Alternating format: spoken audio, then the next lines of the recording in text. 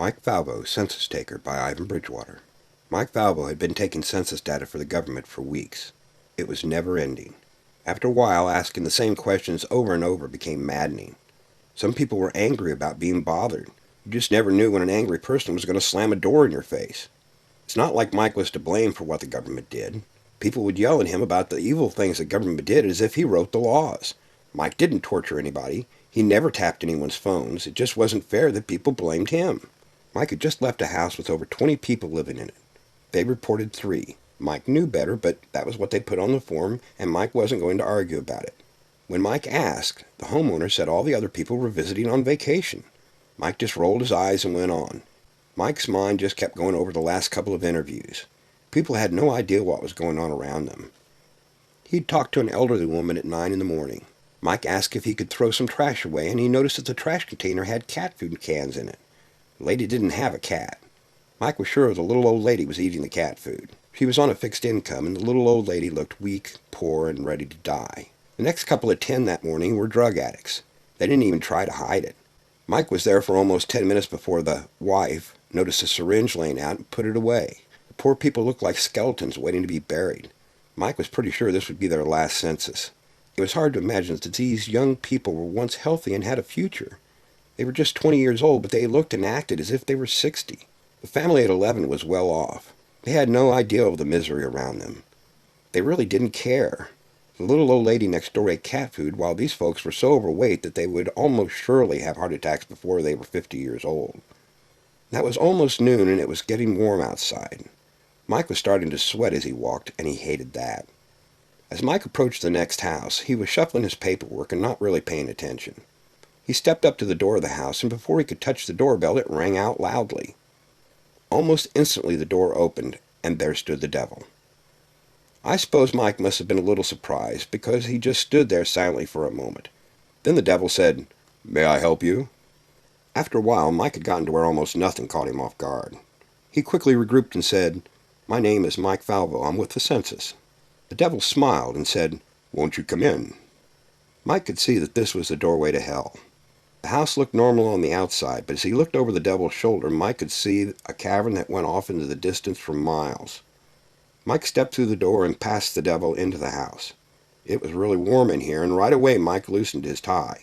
He just wanted to get this over with, finish the day, and get home.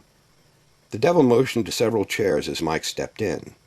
As the devil closed the door, he said, "Won't you have a seat?" Mike said, "Thank you." Then he sat down in the offer chair and pulled out a new form so that he could get started. Now, I don't want to leave any doubt in your mind. The devil talking to Mike was about 7 foot tall. His skin was bright red and leathern looking. He had horns, cloven hooves, and a tail that was at least 6 feet long. I don't believe any of us would doubt it was the devil. Despite that, Mike calmly said, "May I have your name, please?" The beast simply said, "My name is Satan." Mike looked up and asked, "Is that your first or last name?" The devil gave him a dirty look, leaned over, and snatched the clipboard and paper away from Mike. He sat reading for a moment and then said, "I'm not doing this." Mike was used to that. He started with, "This is going to be used to help a lot of people in your neighborhood." Satan peered at Mike and dryly said, "Do you really think I care about them?" Mike fell back on Plan B, saying, "You're required by United States federal law to comply. It's your duty just like filing taxes." The devil looked back down at the clipboard and mumbled, "Just like taxes." Suddenly Satan snatched up the pen and started writing. In less than 7 minutes he had completed the form. The average time is less than 10 minutes. Then he tossed the clipboard back at Mike. As Satan was writing, Mike looked around a little bit. He tried not to be obvious about it. He'd never been to hell, and he was curious. The first thing he noticed were the small demons crawling around. As the devil sat there, he casually snatched up one of the small demons and bit it in half. The demon was just bite-sized, and Satan offered one to Mike like he would a bacon sandwich. Mike waved it off and said, "I'm not allowed to accept gifts of food." Actually, Mike was rather surprised. Hell didn't seem that bad. Mike had been in some homes in the last month he would have considered a worse place to live in. Mike overrode the temptation to ask Satan to turn down the heat. All things considered, Mike was very collected and professional. Just a man doing his job. Mike picked up the clipboard and started to read over the form. Almost at once, Mike paused. He looked at Satan and asked, "Is Satan your first or last name?" The devil rolled his bloodshot eyes and said, "My last name." Mike said, "Very well, Mr. Satan. I don't believe we can use eternal as your age. I believe they really want a birth date and age." For just a moment the devil tensed. Then he regained his composure. He looked at Mike and said, "What do most women answer for that question?" Mike said, 24, as he wrote it down. Mike did the math and wrote down the year of birth on the form. Then he looked up and said, "Am I to understand you're retired?" The devil's head snapped up and he said, "I didn't retire. I just became immaterial. Most pure evil comes from humans now. They don't need my help. Humans used to be all worried about evil. Now they embrace it." Satan's voice sounded a little cynical. He sat there for a second, then he said, "I used to take great pride in my work. Now I feel like I'm the garbage man. All I do is take out the trash." Satan's voice had reached a fever pitch. At the last moment he caught himself. He took a deep breath and seemed to steady himself. Then he said, "Please excuse me. I've been working through some anger issues." Mike took a deep breath and said, "I'm not here to judge you, sir." Satan started right back up, saying, "I used to be feared, respected, even worshipped. Now Hollywood mocks me. Humans watch television and music videos and go on the internet to fill up on evil. They don't need me. I have no purpose." The devil rose to his feet as he spoke the last sentence. His fists were clenched. The demons close by seemed to flee deeper into the shadows. Mike could see that this interview was going downhill. He had seen this sort of thing before. He was about to be blamed for something that wasn't his fault. He looked up and said, "Could we just stay focused on finishing and I'll get out of your hair?" Almost instantly, Mike regretted the choice of words. Satan has no hair on his head. If Satan caught the gaffe, he didn't react. His eyes seemed to be focused on some far distant point. He slowly sat back down and said, "I just don't understand where I went wrong." Mike kind of felt sorry for the devil. He thought for a moment and then said, "Perhaps you should look into a new career." Satan suddenly seemed to remember Mike was in the room. He focused his attention on the census man and said, "What are you talking about?" Mike knew he was messing up. He needed to stay focused on getting his job done. If he started helping every person he talked to, he would never get home. Mike chose his words carefully as he said, "A lot of people I talked to have told me they're going back to school and looking for a new career." Satan turned up his nose as if a dead animal had just entered the room. He looked at Mike and said, "I don't work well in a school environment. They made a movie about it once. The movie was horrible. The only thing worse would be if I really had to go to school." Mike nodded his head. He had seen the movie, and it was horrible. In a moment of inspiration, Mike asked, "Are you good at math?" Satan looked up with a smile and said, "I created math. There was no need to count things before me." Mike said, "I have friends at the IRS. Perhaps you should talk to them." Satan seemed to hesitate. He looked at Mike and said, "Have you ever noticed that nobody likes the tax man?" Mike thought about it. His IRS friends really didn't seem all that happy. Before he could say anything, Satan said, "I'm pretty fed up with everyone hating me. It's gone on for so long I had to have therapy. It helps, but I still have issues." His voice faltered and he started to tear up a little. Then he caught himself and looked at Mike saying, "I don't think I would like working for the IRS." Mike paused for a second. Then he made out his least thought-out suggestion. He looked the devil in the eyes and said, "Have you ever thought about politics?" Satan paused and seemed to take the comment in. Then he asked, "In the United States?" Mike thought for a moment. Could politics in the United States get any worse? In a moment of clarity, Mike said, "You would do well in U.S. politics."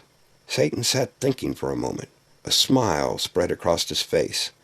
As a final touch, Mike said, "Run as an independent. That'll mess them all up." Satan really smiled at that. For a moment, Mike felt he had said the right thing. Then the smile slowly faded from the devil's face. He said, "Who am I kidding? The only people hated more than the tax people is the people in Congress." Mike tried to shift the conversation back to the census. He said, "When you say your minions are legion here on this line, what do you mean by that?" Satan was not interested in the form. He looked at Mike and said, "I would like to work around young people. They tend to be more happy." Mike had a vision of Satan in charge of a daycare center. He forced it from his mind before he could get it stuck there. He looked at Satan and said, "How about medical billing? I hear you can do it from your home on the computer. Even go to school that way." Satan rolled his eyes again and said, "There is way too much evil on the internet. Humans act like monsters. They do things even I wouldn't dream of." Mike was aware that the devil was correct. Most evil in the world is available on the internet. All the worst nightmares you can imagine are just waiting there, just a few simple clicks away. Mike tried to think of a job that would fit Satan and help him change his lifestyle. Insurance sales? Nope. Used cars? Nope. Mike even thought of Santa Claus, but the devil just wouldn't look right in the suit. Suddenly Mike thought of ice cream. It just seemed to pop into his mind. The vision of Satan in an ice cream truck struck Mike funny, and he openly giggled for a moment. Now, I should mention right now that laughing at Satan is never a good ideal. He isn't reputed to have a good sense of humor. The devil snatched up another demon and bit off its head. He sat looking at Mike and said, "What's so funny?" The demon's twitching body flopped around in Satan's grasp as he sat there talking. Mike was aware that the interview was going very badly at this point. He decided it was best to just be honest, and he said, "I wondered if you'd ever driven an ice cream truck." He paused for a moment and then said, "The thought struck me funny." Satan said, "Ice cream truck," quietly to himself. It was as if he had never thought of it before. After a second he repeated, "Ice cream truck," to himself and sat thinking. Mike waited patiently. He didn't want to interrupt the devil, but Mike had a busy day planned and daylight was a-wasting. He looked at Satan and said, "Well, if you'll just look this over and sign it, I'll get out of here." Once again Satan looked up and said, "I have to admit, I never considered an ice cream truck before." He seemed to sit there thinking it over, and then he looked at Mike and said, "Would you buy ice cream from me?" Right away Mike got a bad feeling. He suspected that the wrong answer might get him in trouble. He thought fast and said, "It depends." The devil looked at Mike oddly and then said, "It depends on what?" Mike looked at Satan and said, "On what kind of ice cream it is." Almost instantly Satan said, "The best, of course." Mike rolled his eyes this time. He looked at Satan and said, "That's so subjective. Every person has a different favorite when it comes to ice cream." Satan was deep in thought this time. He just kept repeating, "Ice cream truck. On the third repeat, Mike pushed the clipboard back at Satan and said, "Would you sign here, please?" The devil absently said, "Sure." Then he took the clipboard and stood there. After a second, he signed the papers without even looking at them. Then he looked at Mike and said, "It's been very nice talking to you. You've given me a lot to think about. I've been sitting here for a long time, and I was getting a little depressed." He paused and then said, "Truthfully, I was thinking about destroying the human race with a plague, but now I realize that I've missed my calling." Satan looked right at Mike and said, "I was meant to sell ice cream." Mike paused for a moment. He debated what to say, and then he said, "I hear they deep-fry ice cream now." Satan's eyes lit up. He quietly said, "Deep-fried ice cream," to himself. He focused on Mike again, and then he said, "That even sounds sinful." Mike smiled and said, "I hope I helped you." The devil suddenly remembered his manners and stood up to see Mike to the door. The little demons ran away from underfoot as Satan opened the door to the outside and the blinding sunlight poured in. The devil stood there smiling as Mike stepped out, and he said, "You're a credit to the Census Bureau. You chose your career wisely." Mike turned, and just as Satan was shutting the door, he said, "Oh, I just work part-time for the census. I'm a Catholic priest by profession. Most people call me Father Mike." The look on Satan's face as the door snapped shut was priceless. Of course, Mike had no time to enjoy his success. He had more people to see. He stepped off the porch and walked down the sidewalk to the house next door. As Mike came around the corner of the next house, the first thing that caught his eye was the garage door. It was just almost closed, but there was a small crack left open. There was a glint of sunlight reflected on metal coming through the crack in the door. Mike walked over and peeked in. There in front of him sat a flying saucer. Mike stood there really thinking about how to handle this. He'd already had a bad day, and he kept thinking about that old lady he was sure was eating cat food. There had to be some way to help her. Mike looked at his watch and decided he would come back after lunch. He would walk down to the local fast food place, get some sandwiches, and go get the old woman to eat some people food. Then he would come back and deal with the aliens. For Father Mike, census taker, it would just be another day on the job. And in the event you run into a guy that looks like Satan selling ice cream, don't laugh at him. He really doesn't like it when you laugh at him. The end.